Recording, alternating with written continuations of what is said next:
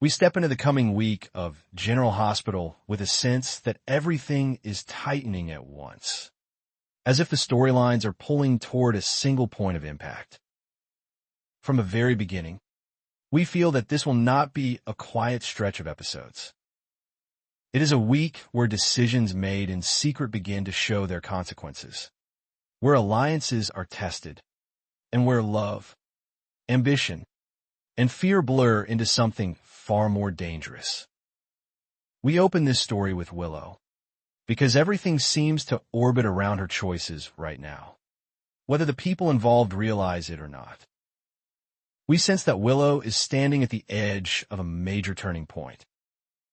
Her marriage to Drew no longer feels stable, and the idea of divorce is no longer just a distant possibility whispered in moments of frustration. It feels active, deliberate, and possibly imminent. We can imagine that if Willow does move forward with divorcing Drew, the timing will matter greatly. Hypothetically, this could happen after she has been cleared of the charges hanging over her, once the legal pressure eases enough for her to think clearly about her personal life. If that is the case, then the divorce would not simply be an emotional decision, but a strategic one. It would signal that Willow is ready to reshape her future completely, not just survive her current crisis. As we look closer, we start to understand why Chase chose to help Willow, even when doing so placed his career at serious risk.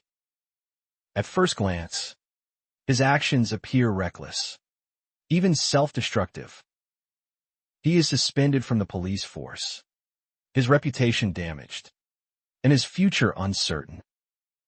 Yet when we consider his history with Willow, his choice begins to make more emotional sense. Chase has always been someone who acts from the heart, even when logic tells him to step back. Still, we cannot ignore the feeling that there is more beneath the surface. We begin to suspect that Chase's help was not entirely one-sided or impulsive. We find ourselves asking what Willow might have offered Chase in return, even if it was never spoken aloud as a formal deal. Possibly, she hinted at a future where they could be together again, free from the complications of her marriage to Drew.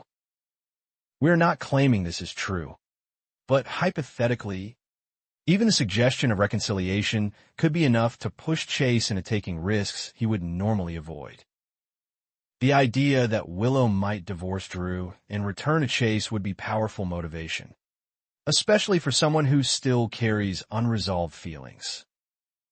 In this light, Chase's actions feel less like blind loyalty and more like a gamble fueled by hope. What unsettles us is the growing sense that Chase may not stop here. His suspension could be only the beginning. We suspect that he may take even more dangerous steps in the near future, crossing lines that cannot easily be uncrossed. If Chase begins to think the way Drew does, particularly about Michael, the situation could escalate quickly. There's a chilling logic in the idea of sending Michael to prison as a way to strengthen Willow's position in a custody battle. If Michael is behind bars, Willow's claim to the children becomes far stronger. That kind of reasoning is ruthless, and it forces us to confront an uncomfortable question. Is Willow more dangerous than we, and perhaps even her enemies, have been assuming? We cannot ignore the possibility that Willow is quietly shaping events around her, letting others take the fall while she benefits from the outcome. This does not mean she is inherently cruel, but it does suggest she is learning how to survive in a world where innocence rarely wins. The more pressure she faces, the more strategic she may become. If Chase is willing to destroy his career for her, and if others are willing to bend rules in her favor, then Willow's influence is far greater than it appears on the surface. While Willow's story continues to unfold, Carly finds herself wrestling with a different kind of fear. Her concern centers on Valentine's sudden disappearance, which feels too abrupt to be harmless. Carly has always been quick to sense danger, especially when it involves people she cares about. After overhearing a conversation between Brennan and Britt, Carly begins to connect dots that others might overlook. From her perspective, Britt represents a serious threat, not just emotionally, but physically and strategically. We imagine Carly warning Jason, urging him to be careful, possibly even pleading with him to step away from Britt before things spiral out of control. Yet we also know Jason well enough to predict his reaction. Likely, he will dismiss Carly's concerns, believing he can handle the situation himself. Jason has always trusted his instincts above all else, and when he commits to someone, warnings tend to bounce off him. This refusal to listen could set the stage for heartbreak or worse. As Jason continues to pursue Britt, the tension around them grows thicker. We suspect that Carly will not be the only one trying to interfere. Brad may also step in, motivated by his own complicated history and his desire to protect or control the situation. Brad's involvement could add another layer of manipulation, as he has never been afraid to operate behind the scenes. Together, Carly and Brad form a kind of informal resistance, each pushing Jason away from Britt for different reasons, yet potentially causing more chaos in the process. We return again to Willow, because her legal battle remains central to everything else. Alexis appears to succeed in helping Willow secure her freedom, and on the surface, this feels like a victory. However, victory in Port Charles is rarely clean. Alexis may be haunted by the knowledge that she withheld crucial information revealed by Kai and Trina. This information could have significantly damaged Willow's case. And by staying silent, Alexis ensure d'un favorable outcome. The moral weight of that decision does not disappear just because the court rules in Willow's favor. This silence carries a heavy price. Alexis risks losing her right to visit her granddaughter, Scout. If Drew learns that Scout met Danny at Alexis's house, he could see it as a betrayal of their secret agreement. Drew is not someone who forgets or forgives easily when he feels crossed. We can easily imagine him using this information as leverage, stripping Alexis of her visitation rights as punishment. In doing so, Drew would be asserting control, reminding everyone that he still holds power, even when he appears to be losing elsewhere. For Alexis, this creates an emotional crossroads. She may begin to question whether helping Willow was worth the personal cost. The loss of access to Scout would be devastating, and the guilt of that outcome could linger for a long time. At the same time, Alexis is a lawyer who understands sacrifice, and she may convince herself that protecting Willow justified the risk. Still, that does not make the consequences any easier to bear. Meanwhile, Portia continues her efforts to repair her fractured relationship with Trina. The desire to reconnect with her daughter is sincere, but sincerity alone may not be enough. Trina's anger runs deep, rooted in feelings of betrayal and disappointment. We sense that every attempt Portia makes is met with resistance. Not because Trina wants to punish her mother, but because she is not ready to forgive. Portia may realize that apologies and explanations are no longer sufficient.